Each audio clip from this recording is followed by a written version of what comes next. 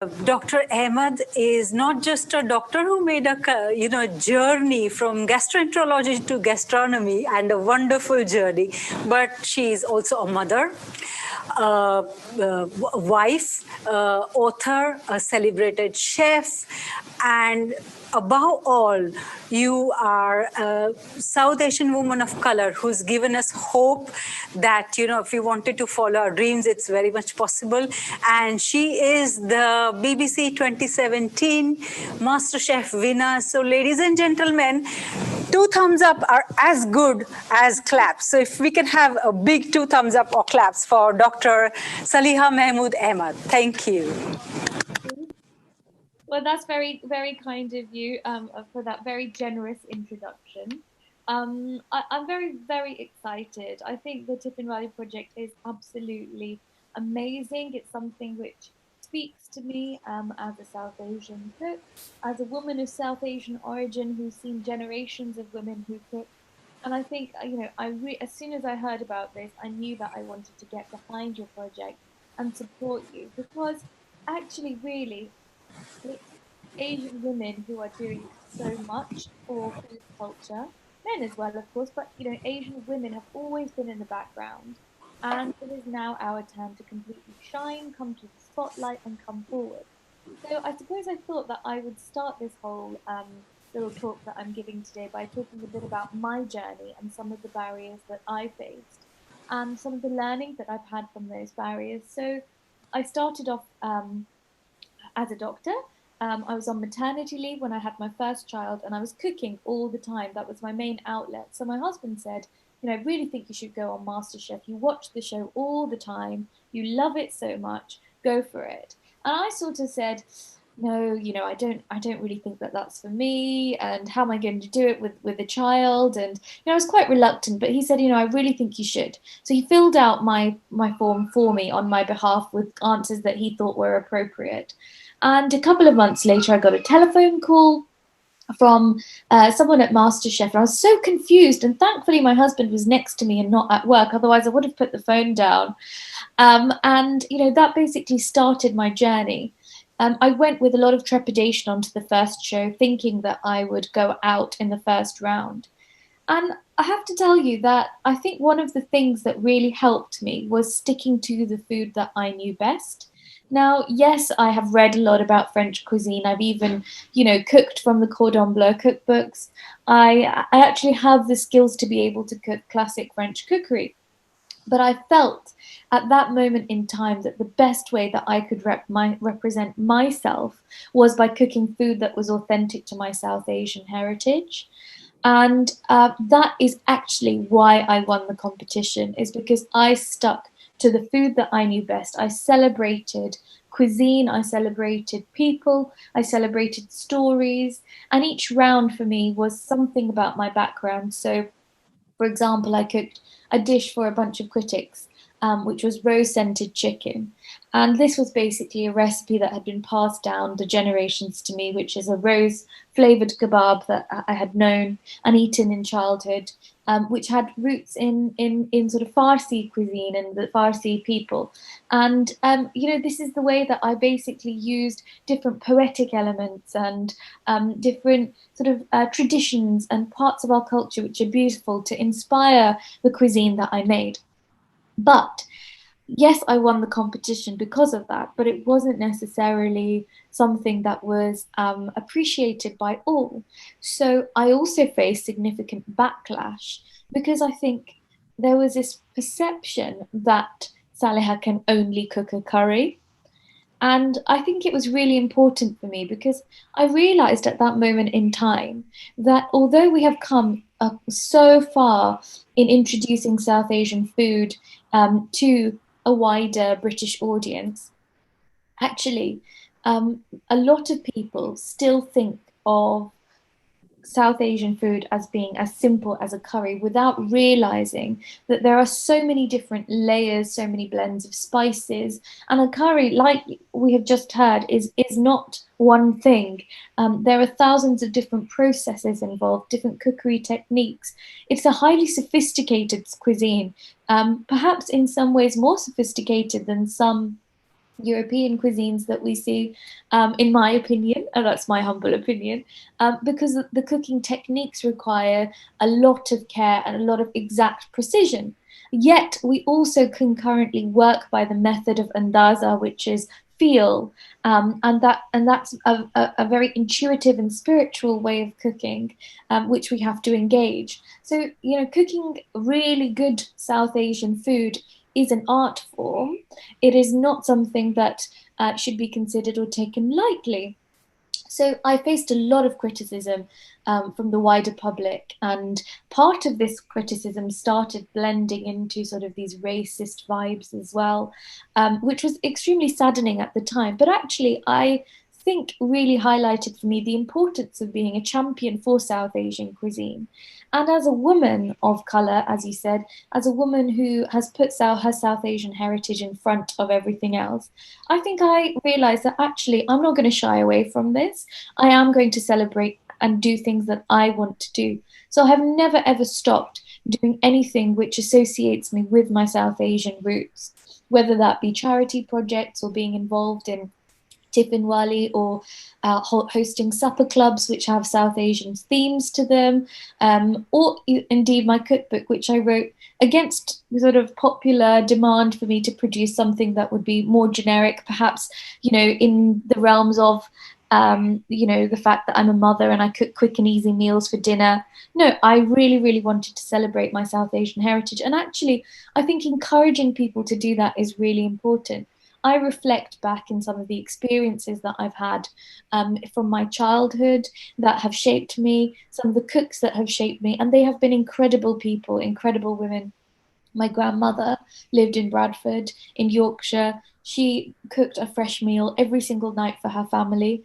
My great aunts, who still live there, all do the same thing, and it is the most divine, amazing cuisine. It's simple, it's humble, it's inexpensive, and they've been cooking it day in, day in, day out for the whole of their life.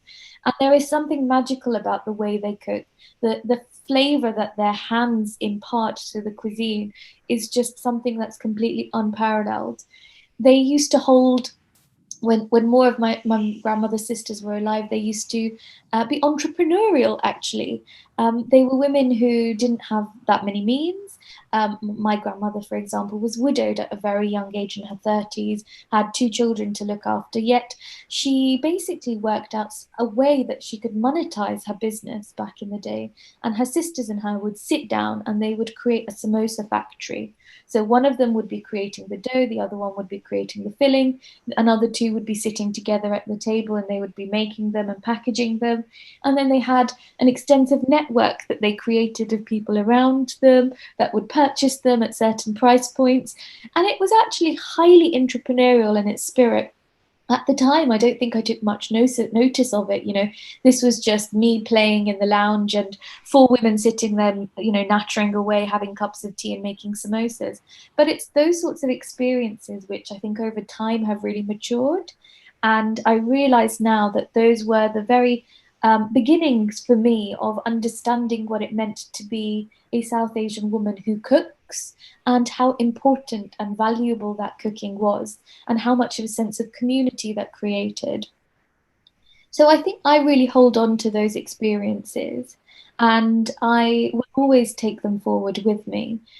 It's really, really important to encourage it, to recognize that particularly women are really, really capable of cooking to very high standards, and that we should always be encouraging. This is not Cooking should not be something that we restrict to just being an activity that we do out of necessity in our homes, or out of joy to feed just our family. We should have the means to be able to, and the confidence to be able to present our food to a wider audience. And I'm very glad that you mentioned people like Asma Khan, myself, Nadia, um, Dishoom, and Vivek Singh, etc. We're all trying to raise the profile, Atul Culture even, we're all trying to raise the profile of South Asian food through what we do by appearing on television. I recently did a fantastic piece of television, which was Saturday Kitchen, but we did an Eid special. So we basically did all the food that would traditionally be done at Eid time, but because Eid was in lockdown, we did it from Zoom at home.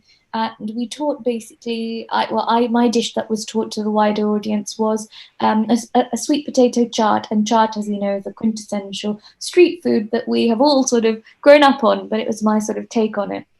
Now, those sorts of experiences are fantastic, being able to get your food out there on screens, on radio, talking about it. I had a radio interview that I did on the food program, where we talked about the role of South Asian kitchens and women coming out of the kitchen and bringing their talents to the wider world.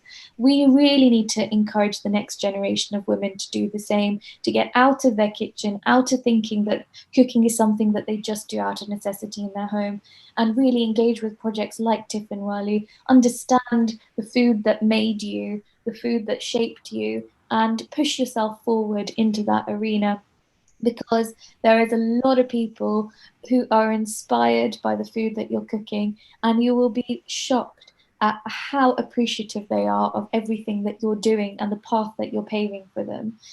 So I think, the British palate needs us. We need to diversify. We need to show everyone what we're about.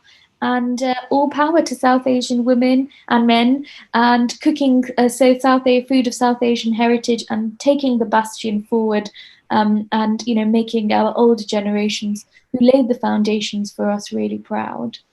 So I think that's all I have to say. Of course, a huge thank you. It's very inspirational, and many Asian young women like yours have got similar stories, like how they have been inspired by their mothers. So we must all bring our moms in to say that they are not only mother, but that our teachers and how they have guided us. And it's really nice to you got young children, and despite that you are with us and with others, which is really nice. Yeah. Thank you. That's very kind. Yeah, I agree. The role of mothers is very, very important. But also, I think as mothers now, passing down those skills to our sons, because I have two boys. So to boys as well as girl is also equally important to me. So I get my kids involved in the kitchen, or my elder son is capable of, shelling cheese for me, or helping me cut some things with a butter knife, or helping me mix things. So, I really try and engage both of my children, but especially. How old are they? So one is 9 months, so he's more touching food at the moment, and trying different things, and then one is 6 years old. So the 6 years old one, from a very young age, I've got him involved in the kitchen. I won't take time, but just wanted to say you are doing two full-time jobs, by the way. One, you are a mother, it's a full-time job itself. But when you are engaging your child, meaning you are putting additional time in it, more washing up and more cleaning. So a huge well done to you. Thank you. Thank you. If I can just add to that, a big, huge bow to the NHS and all the doctors. What you're doing for us during the COVID-19 pandemic is just absolutely amazing. And I can see Termina's got her hand raised there. Sorry, Termina. Yes. Thank you. Yeah, no, all I was going to say is, as Dr. our guest has said, we don't realize or appreciate the background of our parents and how as she said, I volunteered for this project because I know Darshana, when I heard about it, it was really exciting about the social history, and we haven't realized, or we hadn't put as much value to what our mothers and grandparents have brought to the skills that they've taught us, and to be honest, our cultural heritage. So you said it very eloquently, and you put it very well about, actually, it's something to celebrate, it's something to share, it's something to brings communities together, regardless of whether they're South Asian or not. And this fusion, obviously, it's been going on for years. Thank you to Darshana and the team for thinking of the project, but I'm really excited about collecting it, even just from my own mother and family and friends that I know, because I think I mentioned earlier, food is such a brings people together of all cultures, all faiths, all ages, all races. So it's wonderful to see this project. So thank you to all of you, and thank you to our guest as well. Thank you so much for that. So.